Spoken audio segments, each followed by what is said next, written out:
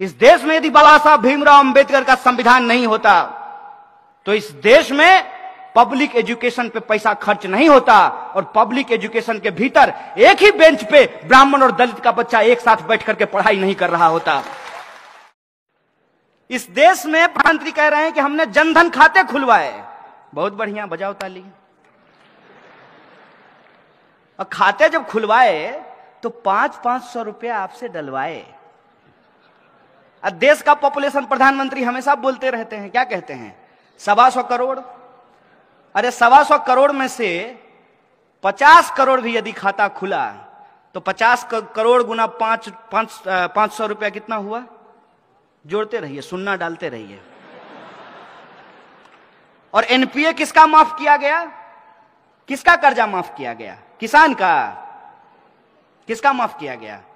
अंबानी जी का। कितना कर्जा माफ हुआ है सोच के बताइए। उसका फिगर आपको पता है? आपको घर में जितना कमरा होगा सब में भी रखिएगा तब भी जो है बाहर रह जाएगा। 3,16,500 करोड़ रुपया कर्जा माफ किया गया है। और 3 लाख रुपया मोदी जी किससे मांग रहे हैं? आरबीआई से। और नहीं दिया तो पटेल जी को क्या बोले? Okay tata bye bye sayonara. 3 lakh crore.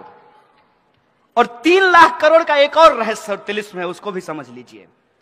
जब नोटबंदी की गई तब प्रधानमंत्री ने लाल किले से कहा, बेहतरीन झूठ बोलते हैं लेकिन सामने से देखिएगा ना आपका दिल कहेगा कि कुछ भी हो इस बंदे को तो झूठ बोलने के लिए ऑस्कर मिलना चाहिए। माइक पे खड़ा होकर के उन्होंने कहा कि नोटबंदी के बाद 3 लाख करोड़ रुपया काला धन वापस आया है। तो 3 लाख करोड़ अगर काला धन वापस आया है, लॉजिक लगाइएगा, हम मोदी जी का विरोध नहीं कर रहे हैं, अपना तर्क इस्तेमाल कीजिएगा। तो मेट्रो बनाने के लिए 1 लाख करोड़ जापान से कर्जा लेने की जरूरत है? सोचिए ना सर, सोचिए, समझ में आ जाएगा। अरे कोई जन्मजात मोदी विरोधी थोड़ी हम पैदा हुए थे, उनका विरोध करने में मजा थोड़ी आता है।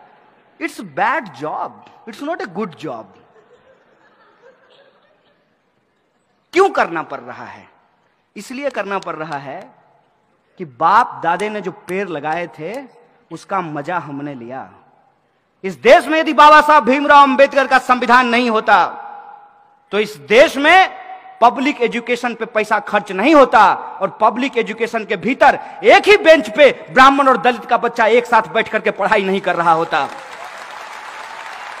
यह है संविधान की ताकत।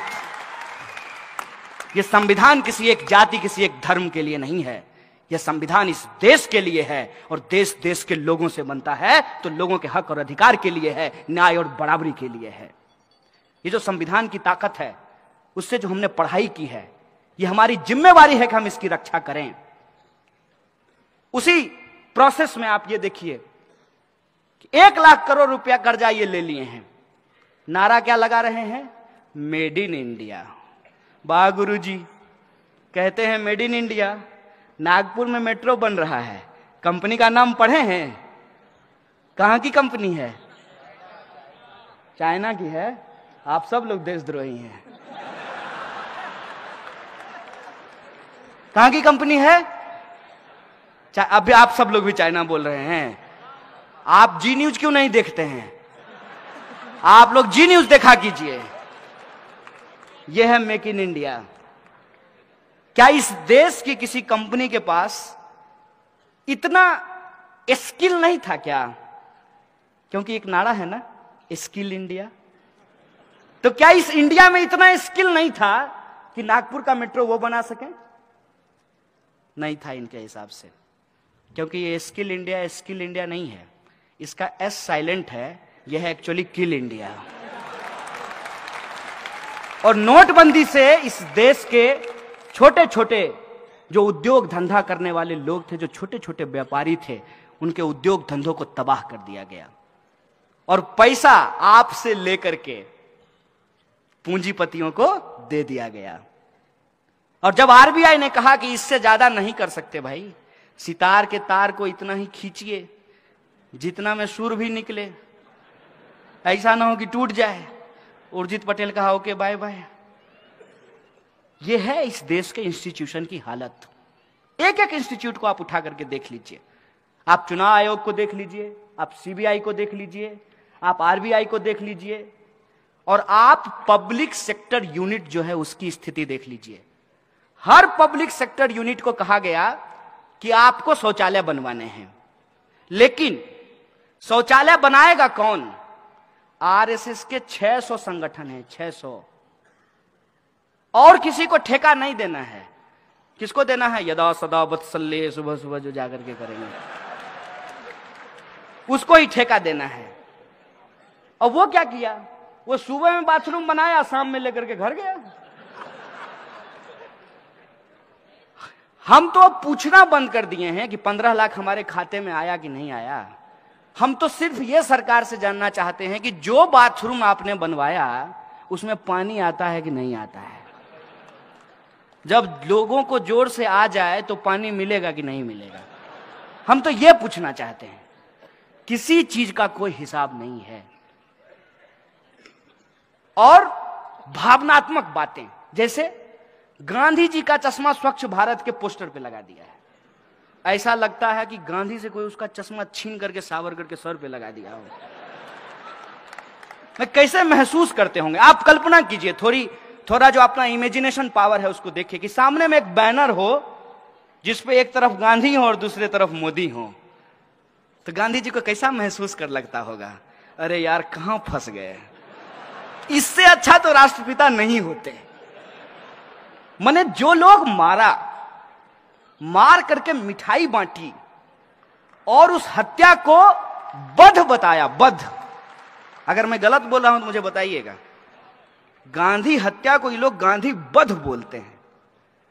वही लोग सत्ता में आकर के कितना बेहतरीन एक्टिंग करते हैं मोदी जी, समझिए। जब वो गांधी पे फूल डाल रहे होते हैं, कितना बेहतरीन एक्टिंग है। कितना बेहतरीन एक्टिंग है जब वो बाबा साहब अंबेडकर के फोटो पे माला चढ़ा रहे होते हैं। क्योंकि उनका सोच क्या है? सोच है उनका कि गटर में उतरने से आध्यात्मिक सुख मिलता है। गजब का प्रधानमंत्री हो यार। तो उनका एक वीडियो आया था, योगा कर रहे थे। मन किया कि पूछ लें कि गटर में कब उतरिएगा आध्यात्मिक सुख के लिए। कर्मयोगी नाम का एक पुस्तक लिखे जिसमें बोले कि गटर में उतरने से आध्यात्मिक सुख मिलता है। और उससे भी ज्यादा हमारे यहां बिहार में एक शब्द कहते हैं, ढीठ। ढीठ ढीठ कहने का मतलब यह है कि आप कुछ भी कहिए, दोनों कान का इस्तेमाल करेंगे, एक से सुनेंगे दूसरे से निकालेंगे, और मुंह से मन की बात करते रहेंगे, जनता कहीं भी जाए। प्रधानमंत्री कहते हैं कि गटर के गैस से चाय बनाई जा सकती है। उनको गटर का गैस दिख जाता है। आपको गैस दिखा है? आप घर में एलपीजी यूज करते हैं ना, तो एलपीजी जो होता है उसमें स्मेल नहीं होता है ओरिजिनली, तो उसमें एक स्मेल मिलाया जाता है ताकि जब लीकेज हो तो लोगों को पता चल जाए कि गैस लीक हो रहा है। प्रधानमंत्री के पास अद्भुत कला है कि गैस भी देख लेते हैं। आंख है कि एक्सरे मशीन है, आप देख लीजिए। ऐसे ही थोड़ी उनको अवतार साबित किया गया है। तो बोले कि एक बार हम जा रहे थे तो गैस से जो है हमने देखा कि लोग चाय बना रहे हैं। अब इसको कोई भी कह देगा कि झूठ है। खुद प्रधानमंत्री के बगल में जब वो भाषण दे रहे होते हैं तो एक आदमी खड़ा होता है एसपीजी का, ऐसे करके, तो वो कहता होगा कितना बड़ा झूठा है यार। तो बोले कि गैस से चाय बनती है। अब देखिए एक बड़ी मार्मिक बात है यहां पे कि गैस से चाय बनती है, ना दिखने वाली गैस आपको दिख जाती है, लेकिन उस गैस से इंसान मरते हैं ये आपको नहीं दिखता है। हर दिन आप अखबार उठा करके देख लीजिए, इस देश के किसी ना किसी कोने में जो मैनुअल स्कैवेंजिंग करने वाले लोग हैं, गटर में उतरने के चलते उनकी मौत हो जाती है।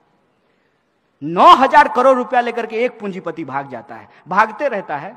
2 योजना मशहूर है प्रधानमंत्री की, देश में पकौड़ा योजना और विदेश में भगौरा योजना है। ये जो है ये साहब एक किसी पूंजीपति से अगर उसका एनपीए ये वसूल लें, 56 इंच का सीना है ना, खुद ही कहते हैं, तो अपना 56 इंच का सीना का इस्तेमाल करें और किसी एक पूंजीपति का कॉलर पकड़ करके कहेंगे कि सारा एनपीए सरकार के खाते में जमा करो, और एक पूंजीपति के एनपीए से इस देश में सदा सदा के लिए मैनुअल स्कैवेंजिंग को खत्म किया जा सकता है। लेकिन प्रायोरिटी होगी तब ना। प्रायोरिटी जनता कभी थी ही नहीं। इस देश के दलित, किसान, मजदूर, आदिवासी, महिला, अल्पसंख्यक, ये इनके एजेंडे में कभी शामिल ही नहीं थे। और इस पे यदि आपको भरोसा नहीं होता है, प्रधानमंत्री का बयान जब वो मुख्यमंत्री थे तब का आप जाकर के सुन लीजिए। पैसा नहीं लगेगा, जियो धन धनाधन। अब क्या वो बनाए अपने प्रचार के लिए, तो हम यूज कर लेते हैं अपने प्रचार के लिए।